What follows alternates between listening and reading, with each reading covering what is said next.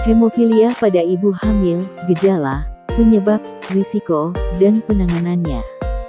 Hemofilia merupakan penyakit genetik yang bisa diturunkan pada anak. Pernahkah mama mendengar penyakit hemofilia? Hemofilia merupakan penyakit genetik yang menyebabkan darah sukar membeku atau tidak membeku dengan cara yang seharusnya akibat tak memiliki cukup protein untuk pembekuan darah. Ibu hamil harus mewaspadai risiko hemofilia.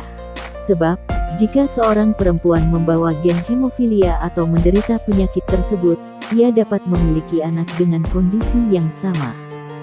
Namun, perencanaan dan tindakan pencegahan yang tepat dapat membantu ibu hamil dengan hemofilia menghindari sejumlah masalah karena risiko hemofilia selama kehamilan. Kali ini partner Bunda membagikan informasi mengenai hemofilia pada ibu hamil, gejala, penyebab, risiko, dan penanganannya. Simak penjelasannya di bawah ini, yuk ma. 1. Gejala hemofilia pada ibu hamil. Melansir dari Medical News Today, ibu hamil dapat mengalami gejala dan tanda perdarahan spontan akibat hemofilia yang sama dengan penderita pada umumnya, yakni meliputi memar, hematoma, yaitu ketika ada perdarahan ke dalam otot atau jaringan lunak, pendarahan dari mulut dan gusi, darah dalam tinja, darah dalam urin, mimisan yang sering dan sulit dihentikan, pendarahan setelah vaksinasi atau suntikan lainnya, pendarahan ke dalam persendian. Menurut National Organization for Rare Disorders, tingkat keparahan hemofilia juga dapat memengaruhi gejala. Dalam kasus ringan, gejala hemofilia mungkin tidak muncul sampai dewasa. Itulah sebabnya, ada kasus di mana penyakit ini baru terdeteksi ketika seseorang hamil atau mengalami proses persalinan. Dalam kasus sedang, tenaga medis biasanya bisa mendiagnosis pada saat penderita tersebut berusia 5 atau 6 tahun. Sedangkan pada kasus yang parah, dokter bisa mendiagnosisnya ketika penderita tersebut masih bayi. 2. Penyebab hemofilia. Hemofilia biasanya merupakan kelainan bawaan, di mana seorang penderita sudah mendapat penyakit ini sejak ia lahir. Pusat Pengendalian dan Pencegahan Penyakit Amerika Serikat menyatakan bahwa hemofilia adalah kondisi resesif terkait seks. Hemofilia cenderung terjadi pada laki-laki. Alasan dari kondisi berkaitan dengan gen yang diturunkan. Laki-laki mewarisi satu kromosom X dari orang tua perempuan dan satu kromosom Y dari orang tua laki-laki. Perempuan memiliki 2 kromosom X, mewarisi satu dari setiap orang tua. Perubahan genetik yang menyebabkan hemofilia adalah perubahan resesif pada kromosom X. Laki-laki memiliki satu salinan gen dalam kromosom X, dan perempuan memiliki 2 salinan.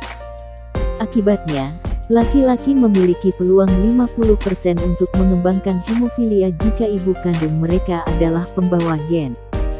Jika mereka mewarisi kromosom X yang terkena, mereka menderita hemofilia. Perempuan juga dapat menderita hemofilia secara aktif. Namun, ini jarang terjadi.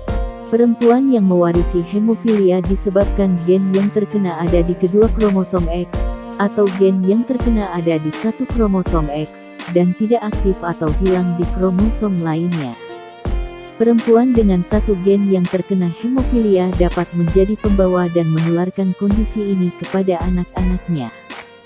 Dalam beberapa kasus, seseorang juga dapat secara spontan mengembangkan mutasi gen yang menyebabkan hemofilia. Dalam kasus ini, orang tersebut tidak memiliki riwayat keluarga dengan kondisi tersebut, dan ibu kandungnya bukan pembawa. Tetapi kasus ini sangat jarang terjadi dan kondisi tersebut disebabkan oleh penyakit autoimun yang menyerang sistem pembekuan darah. 3. Risiko hemofilia pada ibu hamil. Seperti yang mama tahu, hemofilia merupakan kelainan darah yang menyebabkan masalah pada pembekuan darah sehingga mengganggu proses penyembuhan luka. Karenanya, ibu hamil dengan kelainan ini akan memiliki beberapa risiko kesehatan di antaranya. Ablupio plasenta. Kondisi ketika plasenta ari terlepas dari rahim sebelum waktunya sehingga bisa terjadi keguguran karena janin tidak menerima oksigen serta nutrisi yang dibutuhkan untuk proses pertumbuhannya di dalam kandungan. Perdarahan saat proses melahirkan. Ibu hamil yang mempunyai kelainan hemofilia harus diperiksa pada aktivitas faktor pembekuan darah menjelang akhir kehamilan. Jika hasilnya menunjukkan kurang dari 50%, maka diperlukan pengawasan untuk risiko perdarahan, terutama semasa persalinan. Beberapa ibu hamil disarankan untuk melahirkan normal agar mengurangi trauma dan risiko perdarahan saat persalinan. Perdarahan postpartum. Peningkatan kadar faktor pembekuan darah kembali normal dalam 14-21 hari setelah melahirkan. Pada fase ini, risiko perdarahan postpartum meningkat dan masih bisa terjadi hingga 6 minggu setelah melahirkan. Oleh karena itu, perempuan penderita hemofilia tetap memerlukan pemeriksaan lanjutan secara teratur bahkan setelah melahirkan. Mewarisikan kelainan hemofilia ke anak-anaknya. Perempuan dengan hemofilia berisiko menularkan penyakit kepada anak-anak mereka yang belum lahir. Jika mereka melahirkan anak laki-laki, ada kemungkinan 50% penyakit hemofilia akan diwariskan. Jika melahirkan anak perempuan, ada kemungkinan 50% anak tersebut adalah pembawa hemofilia. 4. Cara penanganan hemofilia pada kehamilan. Berikut beberapa cara penanganan hemofilia pada kehamilan, yaitu 1. Konseling prakonsepsi. Perempuan yang memiliki risiko gangguan perdarahan atau pembawa kelainan penyakit ini harus menjalani tes diagnostik sebelum hamil untuk menentukan konseling prakonsepsi yang tepat dan manajemen kehamilan dini. Hal ini sangat penting bagi perempuan dengan gangguan perdarahan parah atau mereka yang berpotensi mengandung bayi yang membawa hemofilia berat. 2. Melakukan tes prenatal dan screening. Jika mama mempertimbangkan untuk mempertahankan kehamilan, maka mama harus meminta dokter melakukan tes prenatal lanjutan dan tes screening di masa awal kehamilan. 3. Melakukan tes pada bayi segera setelah lahir untuk tindakan penanganan. Setelah melakukan penentuan jenis kelamin janin yang berguna dalam menangani kehamilan pada penderita hemofilia.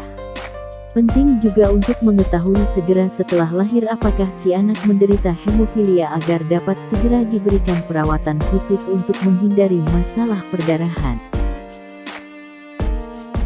4. Jaga kesehatan dan hindari dari bahaya cedera. Hindari aktivitas yang berpotensi membahayakan serta lakukan pemeriksaan rutin pada sendi, gusi serta beberapa bagian tubuh yang berisiko terjadi memar dan perdarahan. Hemofilia pada ibu hamil membawa berbagai risiko.